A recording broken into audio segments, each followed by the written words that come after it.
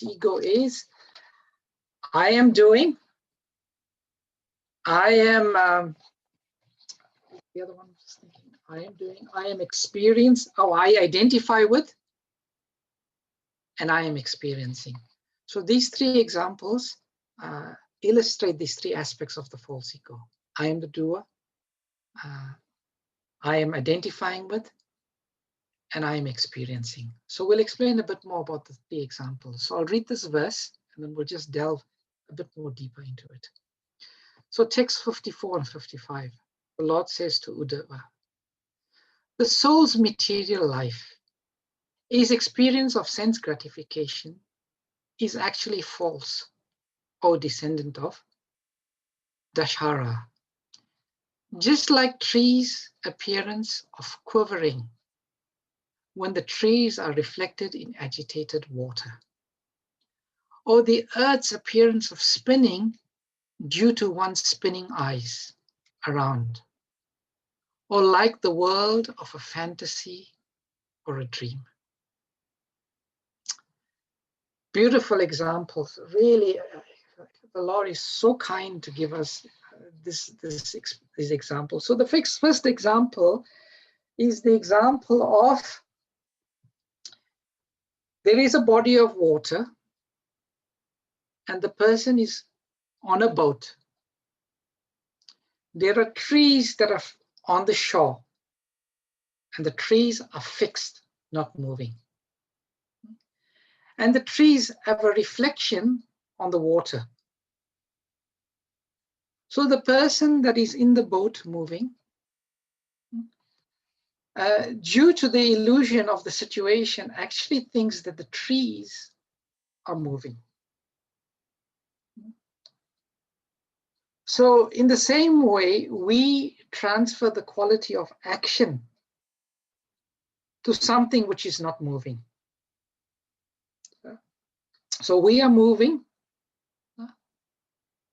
and we are looking at something that is not moving, but we think we are moving. So the same way the soul is there. The soul is simply stationary, not taking part, but due to the influence of the false ego, which makes us think that we are doing, we perceive ourselves as doing, as acting, and involved in so many things. It's in the same way that the person in the boat, although the trees are not moving, the trees are fixed on the shore, we have the impression of this is moving. So this is a very powerful example, and it conveys this feeling that we are the doers. This is how the false ego makes us think, we the soul, it makes us think that we are the doers, which in reality is an illusion. And later, if we get a chance, we'll explain about another 6 examples which the Avanti Brahmana gives. But we'll see how we're doing for time.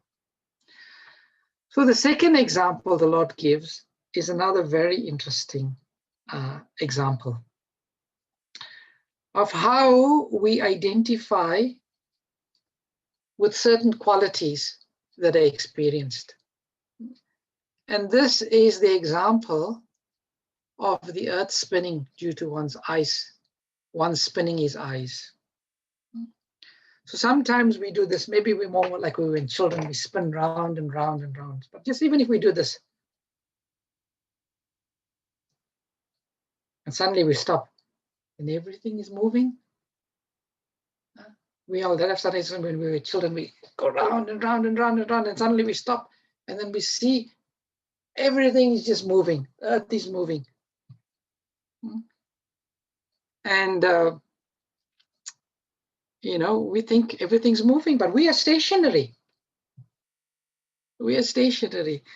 So, this is another example of how the false ego and the mind bewilders us. And one of our acharyas, Srila Vaishnava Chakravarti Thakur, with regards to the same point that the Lord is making, he gives another example. And he gives the example of someone who is possessed by a ghost. Sometimes when someone gets possessed by a ghost, they do really, really strange things. And when we see them doing these strange things, we think that actually they are doing it. But we know that they are not doing it. It's the ghost that's in them, possessed them, that's making them to act crazy. So in the same way, the spirit soul, we identify with the body. We identify with the qualities due to this body. You know, sometimes we think I'm a kind person. Sometimes we think I'm a generous person. Sometimes we think we are kind, generous, cruel, loving. In so many ways, we attribute the qualities of the mind to ourselves. We are just in a temporary body. So this is the second example of how the soul, due to the influence of the false ego, actually thinks that he's having all of these experiences. And the third example Krishna gives is like the world or the fantasy of a dream. We explained that a bit yesterday, that particular analogy. The person may be sitting on a cozy bed in an AC room, in a 5-star maybe hotel room, most comfortable environment. But the soul is having a dream. And in this dream, he is thinking he's suffering so much. We are just suffering in the dream. But actually, you're just in that room, in that perfect room, but you have projected ourselves into the dream. And we think this is our situation. So in this way, the false ego, it is fooling us. It is completely fooling us through the agency of the mind. This powerful mind is completely fooling us that we are doing certain things. We are the soul. We are experiencing certain things. We are identifying with certain things. But this has nothing to do with the soul. The soul is purely spiritual, completely aloof from all this. And this whole cycle is self-perpetuating. The more we think we are the doer, the more we identify with the body and the qualities of the body, the more we identify with this experiencing capacity due to the body, the more we suffer, the more we forget our spiritual position. So therefore, spiritual life, and therefore Lord Krishna tells Uddhava, we have to destroy this false identity. We have to destroy this false ego. We've got to come out of this false ego, and we've got to stop everything that keeps reinforcing this position that we are this body and entangling us more and more. One of our great devotees in our movement, who is now passed on, His Holiness Bhakti Tirtha Swami. He coined this wonderful phrase. He said, you have to die before you die. That is the goal. We have to die before we die. And then he went on to explain that this false ego has to be destroyed. This false ego has to be stopped. This influence of this mind that makes us into this victim mentality, that makes us caught up in this material world, it has to be broken. Therefore, in the Bhagavad Gita, in the 6th chapter, and even in the Bhagavatam, there is so much of instructions on how we become free. We have to die before we die. We have to get rid of this. And how do we do that? How do we do that? We do that firstly by being conscious of how this whole mechanism of the soul, the body, the false ego, and the mind operates. And we've got to be conscious of when the mind is taking over, when the false ego is taking over, and we've got to stop it. Srila Prabhupada once said, as if one can always think and remember that my position is I am an eternal servant of Krishna, and simply act in that capacity, then automatically we will come out of the false ego. We'll come out of the control or the grasp of this mind. So Krishna says in text number 56, for one who is meditating on sense gratification, material life, although lacking factual existence, it does not go away, just as the unpleasant experiences of a dream do not. Just like if you had an unpleasant dream, if you can't let go of that, if you can't let go of it, then you're in trouble. So the Lord is saying, just as, stop meditating on sense gratification, because sense gratification is the manifestation of the super soul in the mind, who wants to enjoy and experience in the same way. The soul is aloof. It's just that the false ego in the mind is driving us. Therefore, O Uddhava, do not try to enjoy sense gratification with the senses. See how illusion based on material duality prevents one from realizing the self. Even though neglected, insulted, ridiculed, envied by bad men, even though repeatedly agitated by being beaten, tied up, or deprived of one's occupation, spat upon, or polluted with urine by ignorant people, one who desires the highest goal in life should, in spite of all these difficulties, use his intelligence to keep him safe on the spiritual platform. Above the body is the mind. Above the mind is the intelligence, and above the intelligence is the soul. If one can we can purify our intelligence through strong Krishna consciousness, through strong seva, through strong association, then we can break free. We have to break free of this false identity, the influence of the mind and the ego. And in this way, we can overcome. We can really understand what Krishna, the Lord, is saying in these verses. So I'll now go back to what we were discussing yesterday. Lord Krishna explains six other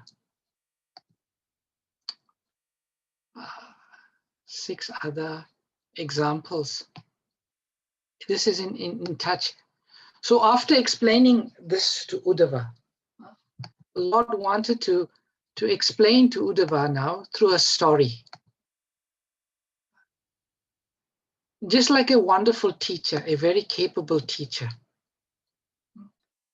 always tries to make some lesson, some knowledge relevant in the form of stories or example. After Lord Krishna just explained to Uddhava what we just discussed, he tells Uddhava, I'm now going to tell you a story. And this story is the story of the Avanti Brahmana. And the Avanti Brahmana, how he overcame. how he overcame his situation. And I won't go into the story. You all have Srimad Bhagavatam. And if you don't have Srimad Bhagavatam, please contact us and get your set of Srimad Bhagavatam as soon as possible. And he tells the story of this Avanti Brahmana. And essentially the story is this Avanti Brahmana was a wealthy, well-to-do mercantile person, but he was very miserly and he was very cruel. And he used to be disliked by his family and other people. And gradually with time, people became more resentful and more resentful towards him. And due to the providence, he lost all his wealth. He lost everything. He became rejected by everyone he knew. And he suddenly got the realization of his position. And he just left everything and he went away. And this Avanti Brahmana, sometimes he would get treated nicely by people. They would offer him charity. They would offer him alms and food. And sometimes he would be insulted. They would spit on him. They would even pass urine on him. They would pass foul air on him. And he would be insulted. And then Lord Krishna, in this allegory, he tells the story of how the Brahmana was able to reach a situation where he became equal in both happiness and distress. And Lord Krishna relates how this Brahmana explained this situation. So we'll briefly read from text 42. I don't know. We've only got 3 minutes left. I'll just read it. But the book is there, the verses are there, the purports are there. We can all read it. But I'll quickly go through it. And in the context of happiness and distress and the soul, how all of this is simply an illusion. Lord Krishna, quoting the Brahmana, gives 6 examples of how we can understand this. And he says in verse 42, the Brahmana said, "These people are not the cause of my happiness and distress. Neither are the demigods, my own body, the planets, my past work or time. Rather, it is the mind alone that causes happiness and distress and perpetuates the rotation of material life." So sometimes when we experience happiness or distress, we attribute the cause of this happiness and distress to different beings or entities. So here, 6 entities or examples by which one attributes happiness and distress is explained. One is the demigods. The demigods are the cause of my happiness and distress. 2 is our own body. This body is the cause of my happiness and distress. 3 is the planets. Planets, Lord Krishna explains in the terms of our horoscope. That, how the constellation is. It's bad now, my sadi, they call it, sadi. That is now influencing me. That's why I'm feeling happy now, or distress. Other people attribute it to the past work. I'm simply getting happiness to my past work. And the last is the time factor. And he will now explain why it's not possible for the soul to attribute its happiness or distress it's feeling to anything, any of this, but it's the mind only, the mind and the false ego only. And this is very, very instructive. So I'll read on. The powerful mind actuates the functions of the material modes, from which evolve the different kinds of material activities in the mode of goodness, ignorance, and passion. From the activities in each of these modes develop the corresponding statuses of life.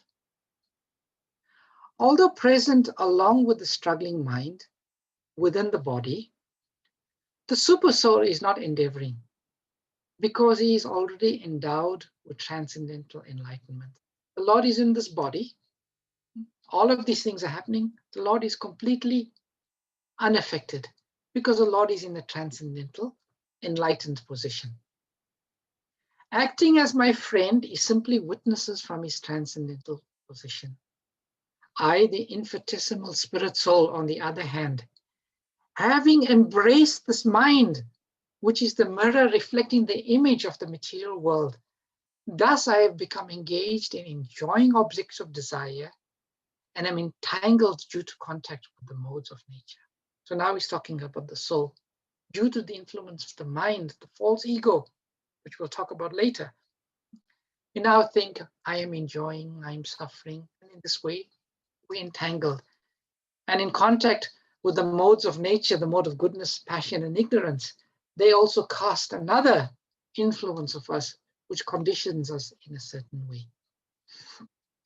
Charity, prescribed duties, observance of major and minor regulative principles, hearing from scriptures, pious work, and purifying vows, all have as their final aim the subduing of the mind. Indeed, concentration of the mind on the Supreme is the highest yoga. So again, the mind is being brought into focus.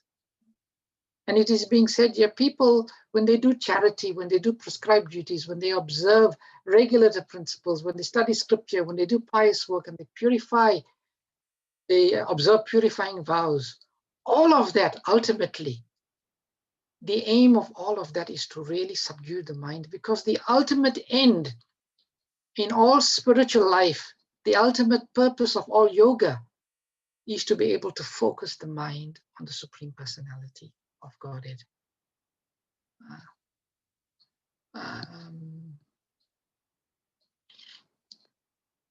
So it goes on to speak about each of these elements. It's already 8:32. I think I've been speaking so much, and a lot of important knowledge has been discussed. I think it'll be appropriate for me to just pause now and get some questions, comments, or reflections from any of you. Hare Krishna. Does this make sense, or was it bewildering? It makes sense. Very interesting. Yes. Hare Krishna, Prabhuji. Hare Krishna, Mataji. So I kind of reread the chapter that you'd recommended, and I was actually blown away with it. It's just, you have to keep rereading it again and again to understand it. But I was just thinking that the whole concept of all these new buzzword, mindfulness and all that Krishna had explained 5,000 years ago. And this is exactly what he's explaining here, isn't it? Is mind, controlling the mind. Yes. When I was reading this chapter, Mataji, the overwhelming feeling I had is that, Lord Krishna is giving pure transcendental knowledge. And people are suffering, even the people that promote mindfulness. They speak about it on a very superficial level, very superficial level. But yet, Lord Krishna is giving this beautiful transcendental knowledge. And currently in this world, people are suffering so much due to identification with this body, due to the influence of the false ego and the mind. If they only had this transcendental knowledge, without getting more money or changing their circumstances, they can become free from all of the suffering. So this knowledge is just so important. And I said the link with Sankirtan and putting ourselves out there to distribute this knowledge. Actually, Prabhupada said, by focusing our lives on distributing this knowledge, automatically the Lord will help us become free from the influence of the false ego and the mind, because we are now engaging ourselves in our constitutional activity of devotional service, of propagating this knowledge, and we'll become free of the the entanglement of the false ego. And Krishna says it's very, very, very difficult to become influenced and to understand how the false ego works. Just I was saying, like sitting in the movie, and when the horror movie becomes too much, you can just pick up your popcorn and walk out. You can't do that when you are under the influence of the mind. You're trapped. It's very difficult. Very difficult. I could relate to what you were saying when we were promoting the Bhagavatam, that it's the best tool in terms of dealing with stress and all mind-related illnesses. But today when I read this, I realized how important the Srimad Bhagavatam is in terms of dealing with those issues. So amazing. Yeah. All the answers were there, weren't there? Absolutely. And just look at the beautiful examples what Krishna is giving. To understand, in the Bhagavad Gita, Krishna has spoken these verses, but because it was half an hour on the battlefield, it was not the time to elaborate. But the night before he left this world, he gave Uddhava all of his time. He sat with Uddhava and he explained and he answered and he gave. Therefore, this is called the Uddhava Gita, the expansion of the Bhagavad Gita. Very nice. Yeah. Thank you, Prabhuji. It was very good to read it. And you've explained it very well. Thank you. Thank you, Emma Mataji. Any other comments, questions, realizations, reflections? You don't have to have a question. A reflection is what you take away from what we've been discussing today. Hare Krishna, Prabhu. Hare Krishna, Mataji. It's the false ego that should come under control with the mind. Yes. Is how I feel. But false ego, it's so big. Even to cut it into pieces, it grows.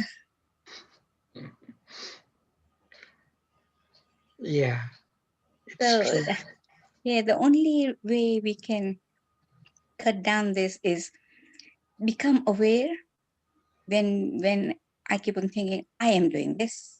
Without me, nothing would have happened. That as soon as we get that feeling coming in, we should delete that thought straight away. Yes. And think about that I am the servant of Krishna. Yes. Is that how one does it? Yes, actually the negative is to always try fighting with the false ego. But Prabhupada said that the simple way of doing it is always think, my position is I am eternal servant of Krishna. Like in your life, people may be getting into a fight with you. You may be experiencing conditions and situations of distress. Yes. You always be conscious, that I should not fall under the influence of the false ego. I should not fall under the influence of the mind. My eternal position is that I am servant of Krishna. I should engage in devotional service. That is my main activity. And even if one has to do one's normal functions as a worker, you'll have so many difficulties at work. You may have a problem with your boss or a co-worker. If you simply withdraw your situation and just think, if you allow yourself to fall under the influence of the false ego and the mind, then it becomes a very distressful situation. The mind makes one feel a victim. Why did he do that to me? I was trying to do my best at work. How can the boss accuse me of doing this? Or my partner, how can she say that to me? How could she do this to me? The mind always wants to put us in a situation where we are victim. That's the mind, because of false. Just stay aloof. Just tell yourself, when you're being caught up in this, when you start to ruminate in the mind, I am not the mind. I am not the false ego. Jivera Swarup Hoy Krishnera Nityadas. I am servant of Krishna. This is like a dream. What I'm experiencing is like a dream. One day I will wake up from this dream. You never get caught up in the dream, do you? You never get caught up. Yeah, so we have to use this transcendental knowledge. We've got to apply this knowledge in our daily lives. Yes. And as we were saying, the more you apply it, the more you break away from the false ego, the more you stop yourself from being entangled the more you will be able to come out of it. Yes. But it takes practice, it takes effort, it takes knowledge.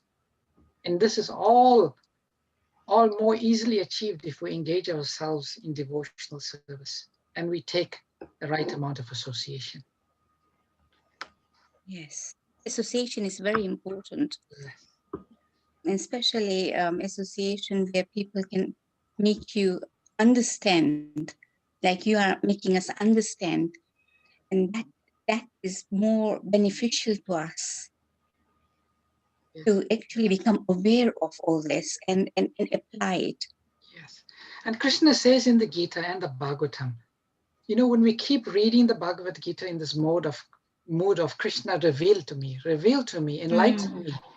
Krishna says in the Gita, with the shining lamp of knowledge, I destroy all ignorance. So if we keep reading these verses from the Bhagavatam and the Gita, when Krishna sees our determination, our eagerness to want to understand, to come within the heart, he will enlighten us. And from outside, via his devotees and the spiritual master, he'll enlighten us. Krishna wants us to come out of this more than we ourselves want to. He's there just waiting to help us, to enlighten us. But we have to show some eagerness to want to do this. Yes, definitely. Thank you so much, Prabhu. Any other reflections or comments? Yes, Hare Krishna, Prabhu. Hare Krishna, Mataji. Prabhu, just a reflection recently in our Bhagavatam group, we were reading about Jad Bharat and Yes. King Rahugana, when Jad Bharat was, enlightening King Rahugana and telling him quite straight, that he thinks he is a great king, but he isn't, and whatever. But it talks also about the association of pure devotees. Yes, yes. And, it says there that we can do many activities and we can help, we can do seva, service and all that. But the association of pure devotees is one of the highest steps in the spiritual life.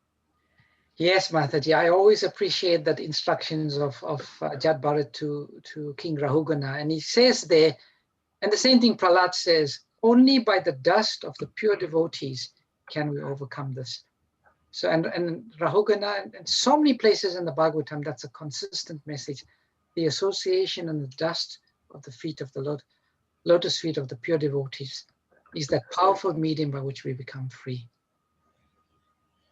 Thank you, Prabhuji. Thank you for sharing that wonderful passage from the Bhagavad Gita, from the Bhagavatam, Mataji.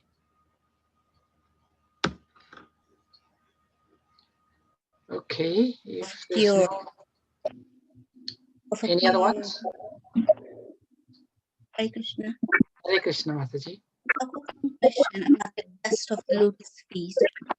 By doing seva, by surrendering to them and doing seva, and then taking their instruction, is that how it goes?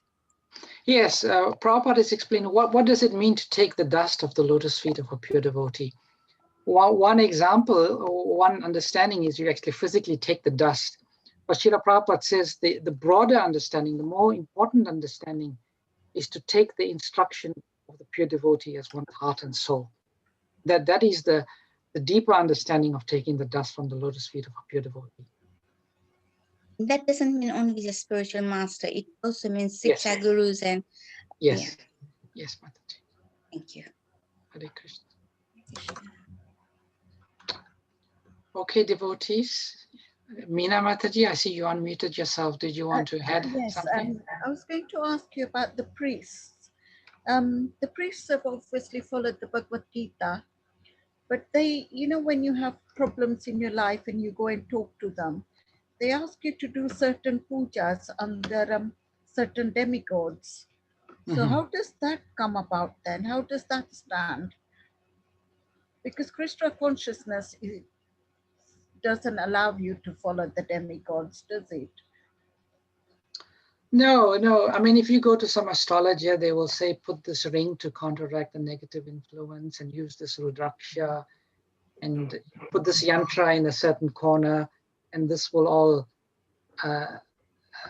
negate.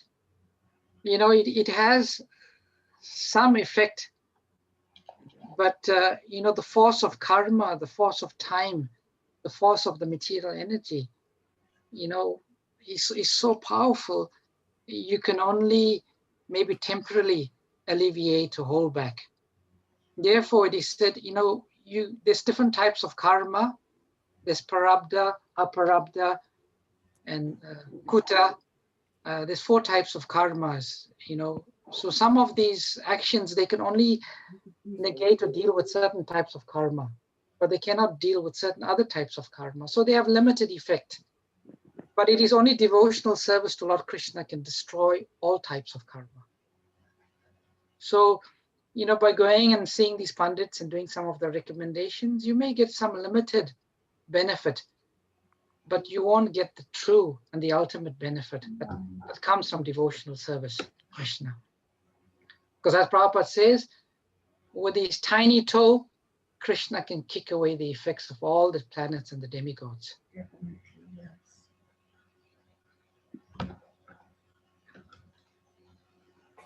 All right. Okay, dear devotees, has anyone got anything else they'd like to add before I close the session? Hare Krishna, Prabhuji. Hare I Krishna. wanted to ask a similar question, just as Mataji asked just now. Like, even a Panditji told me to do certain prayers to do some good for my son. You know, to pray to some Matajis. Is that okay to pray? Because it becomes a bit confusing as you're staying in this world. You approach a Pandit and they tell you to do certain pujas and certain ways of doing something, some mala or something. Is that okay to do it? Or Instead of listening to a Pandit, yeah, why don't we put greater faith on the words of Lord Krishna in the Bhagavad Gita and his pure devotee, Srila Prabhupada? Krishna in the Bhagavad Gita says, Sarva Dharma Parichaja Ma Mekam Sharanam Vraja. That if you surrender unto me, I will protect you from all sinful reactions. Do not fear. mhm, So instead of putting our faith in some Pandit, why not place that faith in Lord Krishna and his pure devotee? yes, There's more power, there's more potency, there's more security in that than some words of some mundane Pandit. yes. But Prabhuji, I've seen it takes a long time. You know, like obviously, yes, I've been praying to Lord Krishna for a very long time, but I have recently come into Bhagavad Gita. This is truly, I'm saying, I do have the books, but reading it on, it explains all the things, and it is virtually everything is there in the Bhagavad Gita and Srimad Bhagavatam.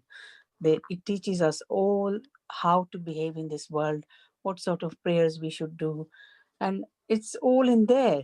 But it will take me time. I believe in it, and I'm fully